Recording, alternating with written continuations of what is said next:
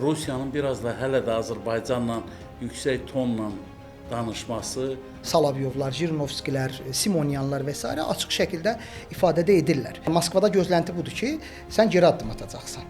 Belə deyək, onların imperial egosunu tətmin edəcək. müharibəyə biz istəmədən, yəni cəlb olmuşuq. Əgər güc işləyirsə, sənin heç olmasa gücün olmalı. Ümumiyyətlə Rusiyada Azərbaycanlılara qarşı bir belə qeyri-insani, belə deyək də, belə qeyri-adekvat münasibət. Öldürülən bizim vətəndaşlar. Ərazisi böyüdü, 17,1 milyon kvadrat. Bu yarısı elə meşədir.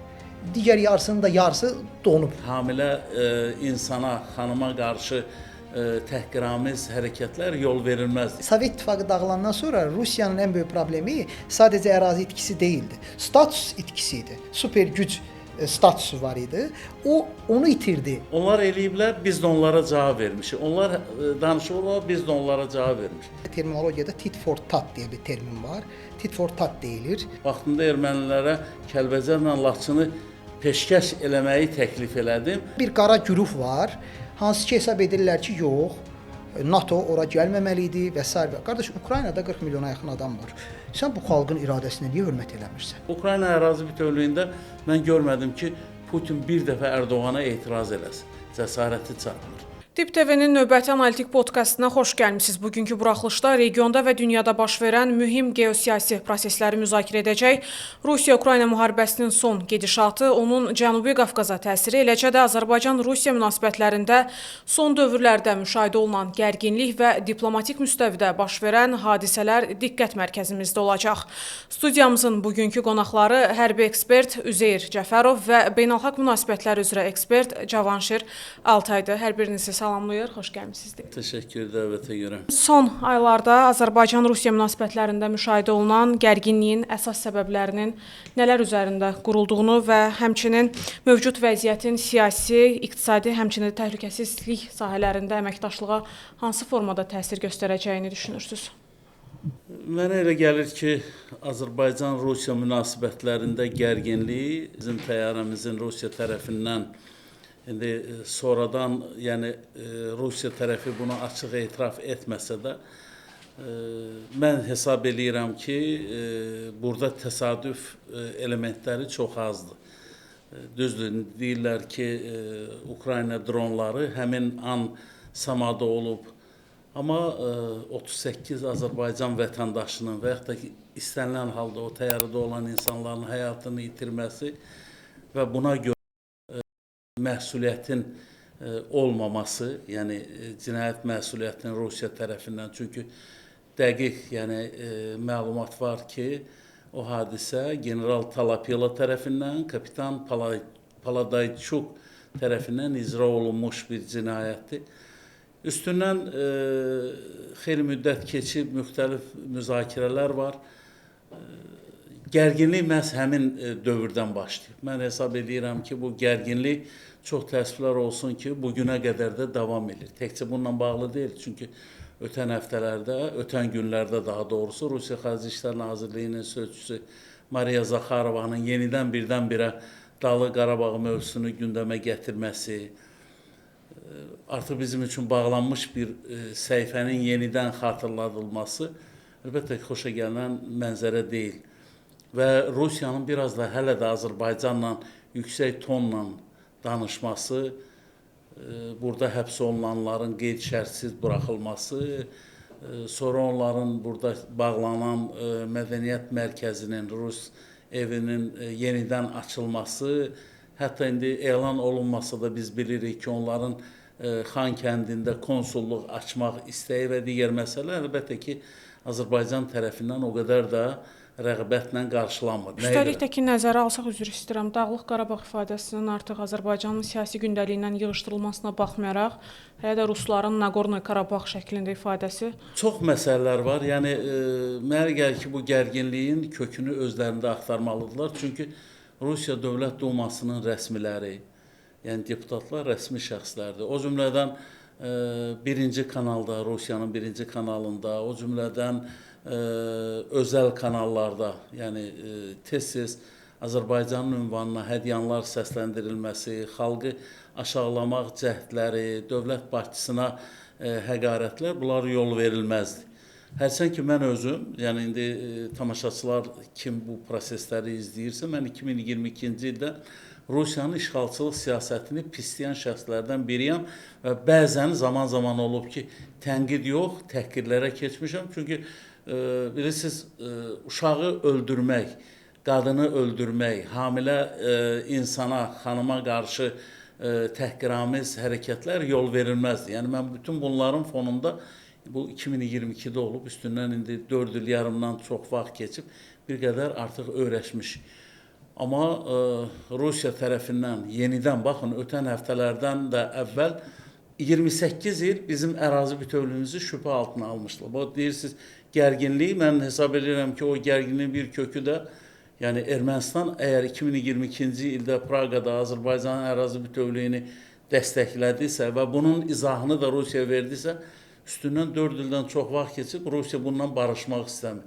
Artıq qapanmış mövzunu yenidən açıq elan etmək nə Rusiyanın adına yaraşmır, nə də Rusiya BMT Təhlükəsizlik Şurasının 5 daimi üzvündən biridir. Sən BMT Təhlükəsizlik Şurasının 5 daimi üzvü kimi əgər beynəlxalq hüquqa hörmət qoymursansa, bu sənin problemindir. Amma biz və sən Azərbaycanın mövqeyinə hörmətlə yanaşmağa borclusan. Gərginliyin kökündə bu durur. Yəqin Cavanşir bəy də yəqin öz fikrini səsləndirər. Yəni mən demək istəyirəm ki, Azərbaycan tərəfindən hər hansı bir addım atmayıb. Öldürülən bizim vətəndaşlar, yəni Yekaterinburqda xatırlayırsınız, özdə vəhşi davranış nəticəsində.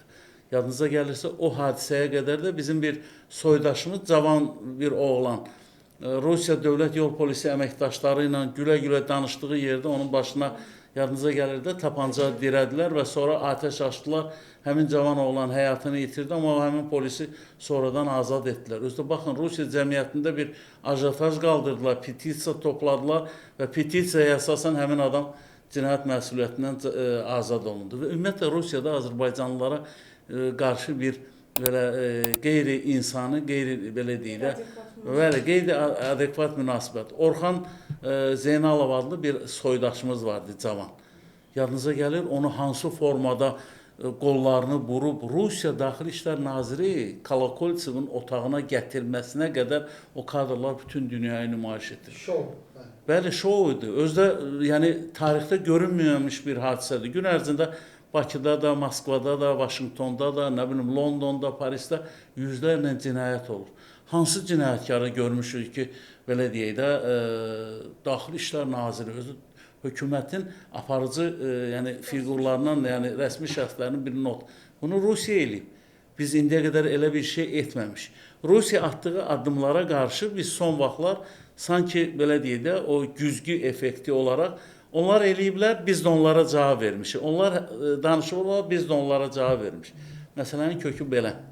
Təşəkkür edirəm ətraflı cavabınız üçün Üzeyir müəllim. Siz sağ olun. Cavanşir bəy, sizlə davam eləyək. Rusiya Xarici İşlər Nazirliyinin sözçüsü Mariya Zaxarova da son bəyanatı səsləndirdi və Azərbaycan Xarici İşlər Nazirliyində buna cavab notası olaraq münasibət bildirdi. Həmin o münasibəti necə qiymətləndirirsiniz və həmçinin də bu iki ölkə arasındakı diplomatik münasibətlərin gedişatına necə təsir göstərəcək? Bu əslində Zaxarovanın mən bəyanatına deməli baxdım. İntensiv şəkildə bunu ildə bir dəfə, 2 dəfə dilə gətirirlər ki, siz Ermənistan olaraq Qarabağı tanısaydınız, Ermənistan ərazi bütövlüyü çərçivəsində biz müdaxilə edərdik. Yəni bu yolla mən düşünürəm ki, Ermənistan ictimaiyyətinə mesaj göndərirlər ki, yəni hökumətiniz günahkardır, dövlətiniz günahkardır ki, biz sizin arxanızda durmadıq. Siz gərək bunu edəydiniz ki, tanıyaydınız ki, Qarabağı biz orada o münaqişənin davamında belə deyək, aktiv rol oynayaq, sizi dəstəkləyək və Azərbaycanın Qarabağı geri almağına imkan verməyək. Bu belə deyək, bir növ bu mesajı ötürməyə çalışırlar və bizdən də Xarici İşlər Nazirliyinə bəyanat gəldi ki, buna son qoyulmalıdır və Azərbaycanın ərazisi, Azərbaycandakı deməli inzibati ərazi adları təhrif olunmamalıdır. Əslində Azərbaycana qarşı münasibət tarix boyu birmənalı olmayıb. Yəni ədalətli mövqedən bizə qarşı çıxış eləməyiblər. Sadəcə bizi yox, bütövlükdə postsovet məkanı özlərinin dırnaq arasına alıram, arxa bağçası onlar hesab edirlər. Ona görə daim bizə belə xüsusi bir imperial ego ilə üstdən aşağı. Üzrstən 1-ci Pyotrun vəsiyyətinin davamı kimi siyasət yürütdüyünü söyləyə bilərik. Bəli, əslində 200-250 il belə deyək bir aralıq götürsək, bu aralıqda onların tarixi demək olar ki, elə o aralıqda başlayıb. Yəni tarix deyəndə mən siyasi arenada biz varıq dedikləri tarixi nəzərdə tuturam ki, o reformasiya oldu, Avropadan müəyyən dəyərləri gətirdilər, Avropanın elmini gətirməyə çalışdılar. 1800-cü illərdən bəli, hətta ilk qoyduğu qadağa səhv elə bilirəmsə saqqalın kəsilməsi idi. Yəni biz bu barbarlıqdan çıxıb bir mədəni bir millət olacaq deyə. Və onlar həmişə o Jean-Jacques Rousseau-nun bir sözü var, deyir ki, İctimai Müqavilə kitabında, deyir ki, ruslar deyir, heç vaxt istədikləri kimi mədənləşənməyəcəklər, çünki həmişə nəyisə kopyalamağa çalışırlar. Özlərinin beyinlərinin məhsulu yoxdur. Hər nəysə, bu bizim münasibətlərə gəldikdə bugünkü gərginlik əslində normaldır. Yəni mən düşünürəm ki, qətiyyən heç kimdə bu təəccüb doğurmamalıdır. Lakin bu gərginliyin fonunda dövlətlərin yanaşması ilə gözləntiləri bir qədər fərqlidir. Xüsusən mən deyərdim gözləntiləri. İndi Üzeyir bəy dedi ki, onlar edirlər, biz qarşılıq veririk. Onlar edirlər. Buna beynəlxalq münasibətlərdə terminologiyada tit for tat deyə bir termin var. Tit for tat deyilir. Və bir də brinkmanship deyə bir termin var. Nədir bu? Bu iki termin əslində beynəlxalq hüququn predmeti, hüquqi bir termin deyil. Yəni beynəlxalq hüquq aspektindən baxsaq, bu hüquqi termin deyil. Sadəcə strateji araşdırmalarda, təhlükəsizlik tədqiqatlarında, beynəlxalq münasibətlərin nəzəriyyələri çərçivəsində biz bunları istifadə edirik dövlətlərin davranışlarını izah etmək üçün. Tit for tat nədir? Sadə dillə desək, gözə göz, dişə diş. Mən sənə, sən mənə.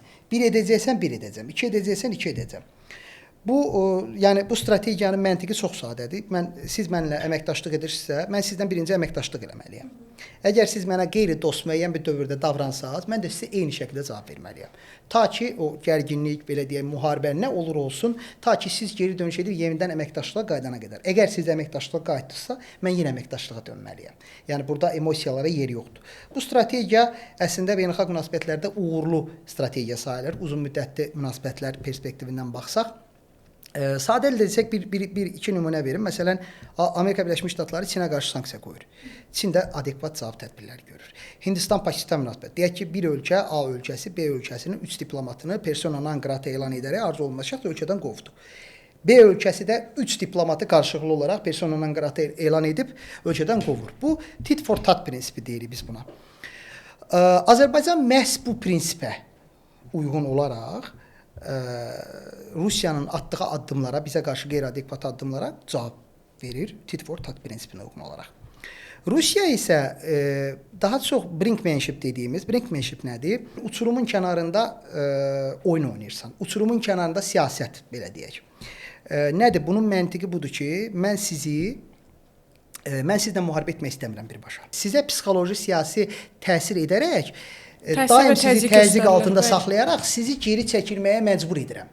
Mən deməzdim ki, Rusiyanın birbaşa hal-hazırda deyək ki, brinkmanship, tam brinkmanship deməzdim, amma bunun elementləri var.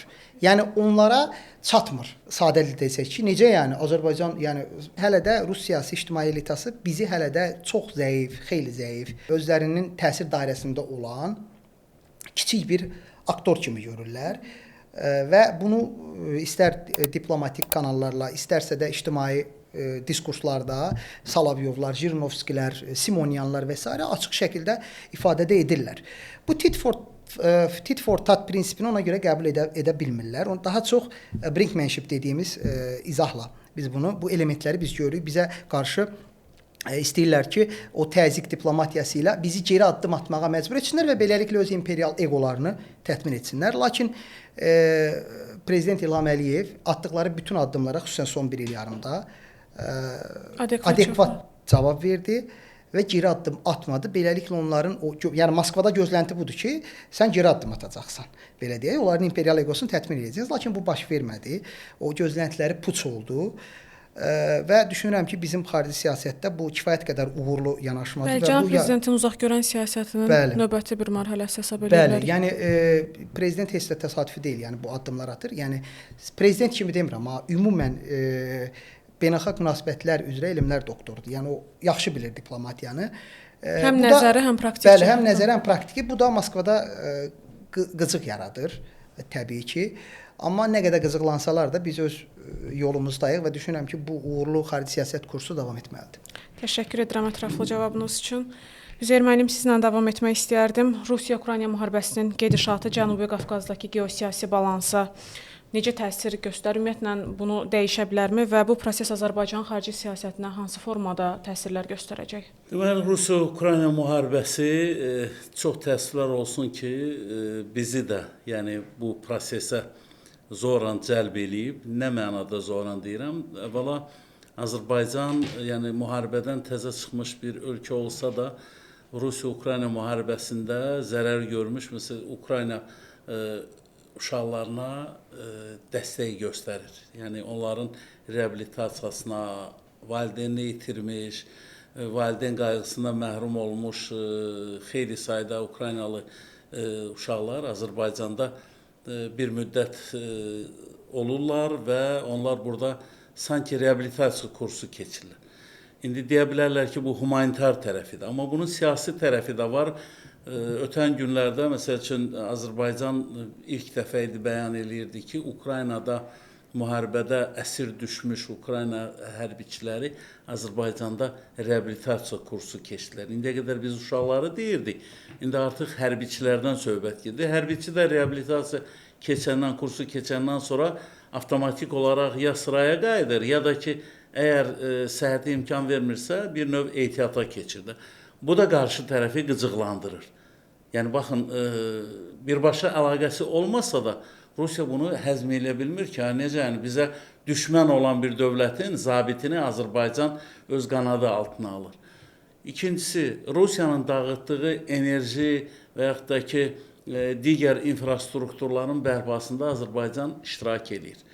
Biz Ukraynaya humanitar yardım çərçivəsində elektrik avadanlıqları, generatorlar göndərdik və göndəririk. O cümlədən İrpen şəhərində bir məktəbin təmirini həyata keçirtdik. Zərifə Əliyev adına bir deməli məktəbin. Ümumiyyətlə, yəni Ukraynanın ərazi bütövlüyündə dəstəkləyirik. Baxın, yəni bizlə 2022-ci yaxın tarixi deyirəm. 2022-ci ildə müttəfiqlik haqqında saziş imzalanmış bir dövlət.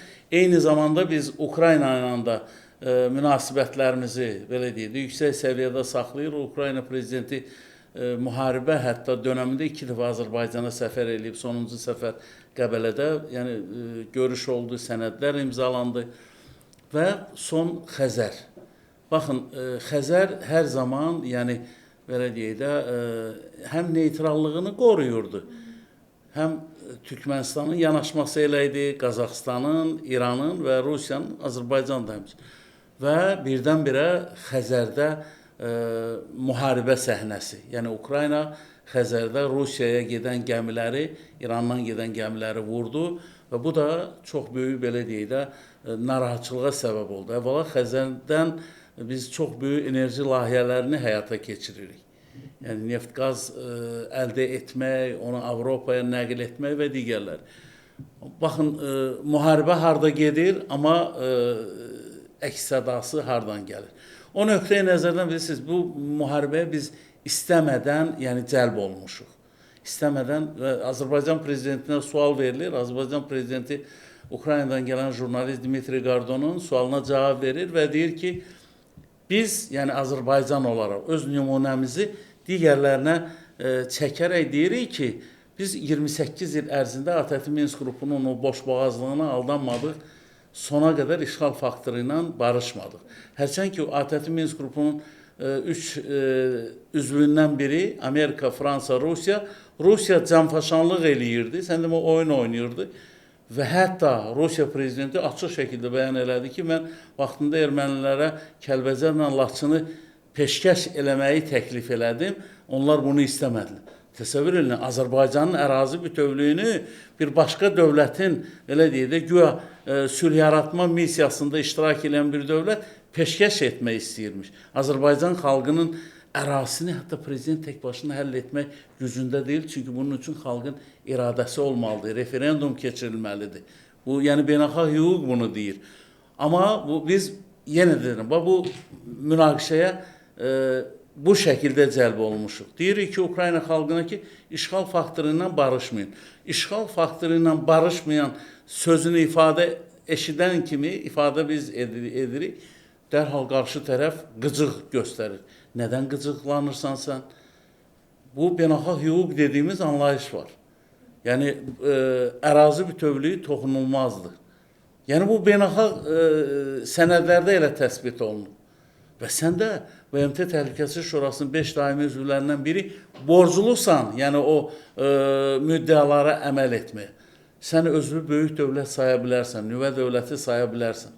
Amma sən bütün dünyaya deyirsən ki, mən müharibə aparmıram və müharibəni mən başlamamışam. Biz hamımız görürük axı bu müharibədir. Sən onun adını qoyursan xüsusi hərbi əməliyyat. Mən bir hərbi məktəb, hərbi siyasi məktəb bitirmiş şəxs kimi deyirəm ki, elə bir anlayış yoxdur. Yəni var ya elə bir anlayış, xüsusi hərbi əməliyyat. O lokal şəkildə həyata keçir. Bir dövlətin, başqa dövlətin ərazisində hərbi əməliyyatı bu xüsusi hərbi əməliyyat deyil, bu müharibədir. Bir dövlət, bəli, 5-ci ildir davam edir. Amma Rusiya bayaqları, Canşir bəy də qeyd elədi, deyir ki, mənim istədiyimə uyğun olaraq sən fikirlərimi izah elə. Sənin istədiklərinlə mənim gördüyüm və anladığım fərqli-fərqlidir. 3 dost oturmuşuq, həmkar kimi burada. Üçümüzün də eyni məsələyə müxtəlif yanaşmamız var. Biz üçümüz də eyni cümlələri deyə bilərik, amma fərqli formada deyə bilirik və deyirik də. Amma Rusiya bunu qəbul etmir. Rusiyanın yanaşması kökündən yanlışdır. Rusiya bu yanaşmaqla, baxın, müharibəni hardan başlamışdı? Rusiya müharibəni başladı, Ukraynanı NATO'dan uzaqlaşdırmaq məqsədi. Amma bu 4 il yarımda NATO üzvlərinin sayı iki dövlət olaraq, Finlandiya, İsveçrə olaraq artdı və bu günləri Rusiya məcburiyyət qarşısında qalıb fərmanı imzalayır həmin Putin və 900 min şəxsi heyəti müharibəyə cəlb edir, əlavə olaraq. İndi şəxsi heyətin sayı 2 milyon, deməli sentyabra 2 milyon 300 nə qədər, yəni rəqəm olmalıdır. Siz təsəvvür edirsiniz, bu 2 milyon 300 mindən artıq şəxsi heyəti yedizdirməyə lazımdır, içizdirməyə lazımdır, buna maaş ödəməyə lazımdır. Və sonuncu ən biabırçı Rusiya rəhbərliyinin açıqlaması. Deyir, biz xüsusi hərbi əməliyyat bitəndən sonra nə işlə məşğul olacaq? Güya Rusiyanın, yəni hər hansı bir başqa bir işi yoxdur. Rusiyanın o qədər görüləsi işləri var. Biz Rusiya daxilində də vəziyyət bu günləri neft emalı zavodları vurulur. Rusiyanın ən böyük logistik, belə deyək, ambarları Valberisdə, yəni o bazalar Moskva, Leningrad, Yekaterinburg, Volgograd saya gedir. Və bu, mən sizə deyim ki, o 40 günlük plan var Ukrayna tərəfindən. Avqust-sentyabr aylarına, bugün avqustun ilk günləridir də belə götürəndə. Yəni avqustun ilk günlərindən bu proses biraz da sürətlənəcək. Ona görə də bu cavabları Rusiya özündə axtarmalıdır. Azərbaycanla münasibətləri gərginləşdirmək lazım deyil. Qardaş Türkiyə ilə unison. Yəni biz bir nöqtədən çıxış edirik. Ukrayna ərazi bütövlüyündə mən görmədim ki, Putin bir dəfə Ərdoğana etiraz eləsin. Cəsarəti çatmır. Çünki Ərdoğan bunu birmənalı olaraq bildirib və çox rahat şəkildə mən bir dəfə də görmədim ki, onlar Türkiyəyə qarşı hər hansı bir etiraz səsini qaldırsın. Baxın, Azərbaycan prezidenti ayın 22-sində Şuşada deyir ki, biz Ukraynanın ərazi bütövlüyünü dəstəkləyirik. Rusiya prezidentinin mətbuat katibi o özündən həyatı boyu bir cümlə deyə bilməz, Peskov. Deməli, Putinin sözünü deyir ki, İlham Əliyev yanlış yoldadır, yanlış fikir səsləndirir. Halbuki bu adama demək lazımdır ki, yanlışlıq nədədir? Ukrayna ərazi bütövlüyü toxunulmazdır. Bunu beynəlxalq hüquq deyir, Azərbaycan prezidenti də deyir, bayaqlar Canşir bəy dedi, Azərbaycan prezidenti Rusiyada beynəlxalq əlaqələr üzrə təhsil almış, ali təhsil almış bir insandır və beynəlxalq hüquqa əsaslanaraq bu cümləni deyir. Həmçində öz praktikamızda da biz bunu görmüşük. 30 il bas-bas bağırmışıq beynəlxalq hüququn maddələrini. Bilirsiniz, biz BMT, baxın, bugün beynəlxalq hüquq işləmir, təəssüflər olsun. BMT baş katibi faktiki olaraq belə deyək də ölü bir fiqurdur. Təəssüflər olsun. Nə var onu deyirik biz. Gec-tez biz necə masa arxasında oturmuşuq, masa arxasına gələcəklər. Bizi dinləyəcəklər. Əvvəllər sanki bir tərəfli çıxışlar daha çox olurdu. Hamı elə bir müəllim oturub, digərləri də onu dinləyirlər. İndi isə elə deyil. Bu vəziyyət artıq son 2-3 ildə çox dəyişib. Bir başqa misal gətirim. Yəni bizim dostlarımızdan biri Tacikistan prezidenti yanınıza gəlir. İmamoğlu Rahman Rusiya prezidentinə birbaşa dedi ki, Vladimir Vladimirovич, yəni zamanda dəyişib, çox şeylər dəyişib. Yəni siz bizi də eşitməlisiniz. Tacikistan olaraq siz bilirsiniz ki, Tacikistanda Rusiyanın çox böyük hərbi bazası var. Əgər Ermənistan danışırsa, Tacikistan danışırsa, bu nə deməkdir? Bu o deməkdir ki, sən düz yolda deyilsən Rusiya olaraq. Ən axırıncı da qoydum, sonra Cavanşir bəy fikrini davam etdirəcək. Rusiya hərbi dəniz qüvvələrinin paradını güya bu adam keçirdi. Plakat çəkmişdilər. Nəzən plakatı qoyub sualtı gəminin fonunda hərbi dənizçiləri düzüb onların qarşısında çıxış edərək nələr danışdı. Bütün dünyanı təhdid eləyir ki, mənim sualtı qayıqlarımda nüvə silahım var. Amma sən də o sualtı qayığa gedib çıxa bilmirsən, plakat qoyursan və bunkerin yanından çıxış edərək dünyanı təhdid altında saxlayırsan. Bu 5 ili mən sizə açıq demək istəyirəm ki, bu nüvə silahı da ümumiyyətlə zaman-zaman istifadə olunmalıdır. Yəni ona qulluq olunmalıdır ki, o daim belə işləyə vəziyyətdə olsun. Əvvəllər Semipalatinskda, Qazaxstanda və yaxud da ki, Rusiya, Belarusiya bir də öz ərazisində bəzi sınaqları keçirirdi. Son illərdə o sınaqlar da həyata keçirilmir. Görünən odur ki, mən bir hərbiçi olaraq deyirəm ki, yəqin o silahlar sınaqdan keçirilməyib deyə Rusiya bugün ehtiyat edir ki, ondan istifadə edəcəyi təqdirdə nəticələr özü üçün də acınacaqlı ola bilər. O Areşnik təriflədiyi Areşnik raketlərini 2024-cü ildə öz ərazilərində buraxdılar və öz ərazilərinə də düşdü. Çünki, yəni, bilirsiniz, mükəmməl deyildi və sonuncu dəfə Ukrayna ərazisine atdıqları Areşnikin biri gedib saraya düşdü, fermaya düşdü və Rusiya prezidenti dedi, biz güya özünə bəraət qazandırmaq üçün dedi ki, biz onu sadəcə sınaq məqsədi ilə buraxmışdıq. Müharibə aparan bir ölkə raket atır qarşı tərəfə, adını da qoyur ki, mən bunu sadəcə sınaq məqsədi ilə. Özü siz bilirsiniz, bir raketin qiyməti milyonlarla, yəni dollar və yaxud da ki, dərindən bəzi insanlar bilmirlər, deyirlər ki, oxuy, Rusiyanın hələ gücü çoxdur. Mən də deyirəm, olsun. Deyir, istəməyənin gözü çıxsın. Amma gücün real deyil, axı. Əvvəlki güc deyil. Yəni, mən biraz belə qeyri-təvəzzükarlı da olsa, 20 il, 30 il bundan qabaq göstəricilərlə, indiki göstəricilər istər-istəməz, yəni fərqlənir. Rusiyanın da əvvəlki iqtisadi gücü də yoxdur. Davam edən müharibə fonunda daha da zəif. Hər ötən gün müharibə də milyonlarla vəsaiti soğurur. Nə boydana etirazlar var Moskvanın özü içərisində. Sosial şəbəkələr dağılır, növbələr yanacaq. Bilirsiniz nə deməkdir? Neft ölkəsi bu günləri öz vətəndaşına benzin verə bilmir, çünki zavodlar vurulub sıradan çıxarılır. Qaz ölkəsi ən dəhşətlisi sentyabr-oktyabr aylarında başlayacaq. Qış ki başlayacaq, havalar ki dəyişiləndən sonra indi hiss olunmur, yaydır. Amma insanlar evə çəkiləndən sonra istilik olmayacaq, ərzaqla problemlər olacaq, əgər yanacağa talonla verirlərsə və bu günləri Kiyevə yaşanan o faciə Krımla bağlı olan məsələlər. Vətəndaş hökumət qarşı durmasına səbəb ola bilərmi bunlar? Bilirsiniz, tarixdə həmişə biz, yəni Rusiya tarixinə baxanda həmişə o deyir ac qılınca çapa, Rusiyada belə hallar yəni baş qaldırıb. Artıq onun simptomları var, siqnalları da var. Ona görə Rusiya bu məsələləri çox ciddi götür-qoy etməlidir. Təşəkkür edirəm Üzeyir müəllim.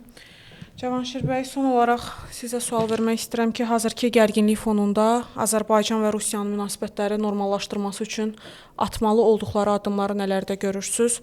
Həmçində yaxın perspektivdə münasibətlərin inkişafı ilə bağlı proqnozlarınız nələr olardı? Hər iki tərəfin atmalı olduğu addım, yoxsa bizim?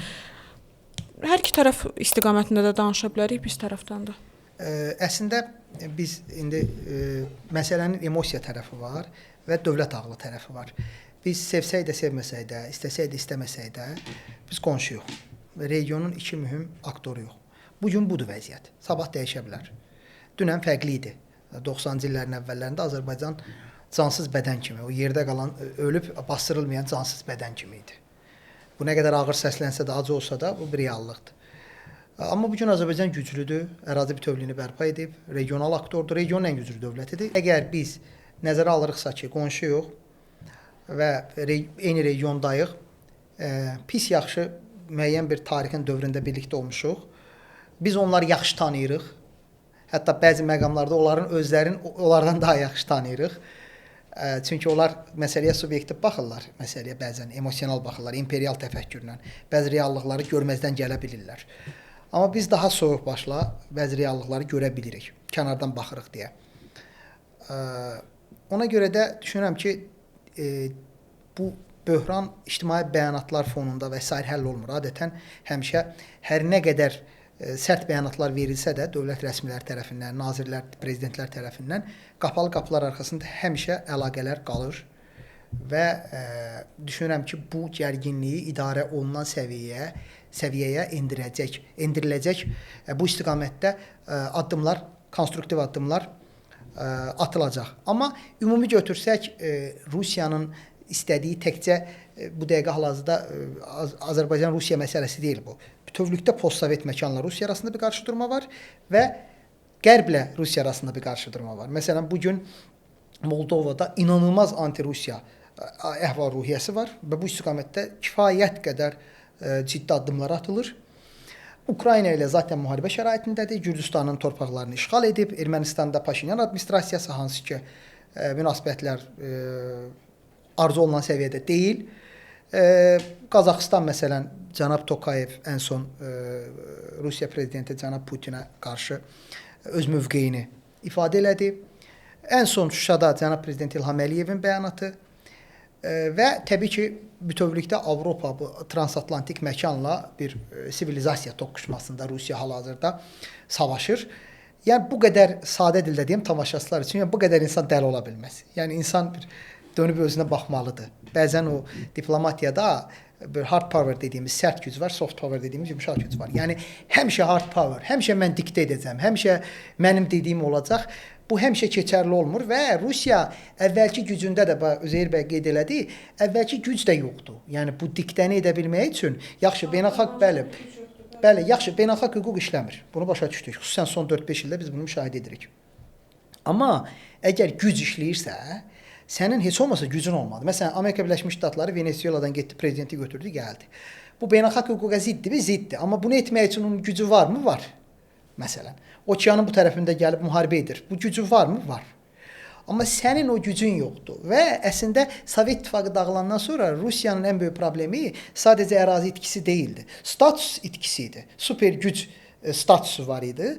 O onu itirdi. Oldu regional bir güc və Qərbin baxışından regional bir güc kimi dəyərləndirildi və getdikcə zəifləyən regional bir gücdən gedir söhbət. Ərazi itirmisən, əhali itirmisən, müəyyən resurslar itirmisən. Bakı nefti bugün onların deyil, bizimdir. Və statusu itirmisən. Artıq regional gücsən.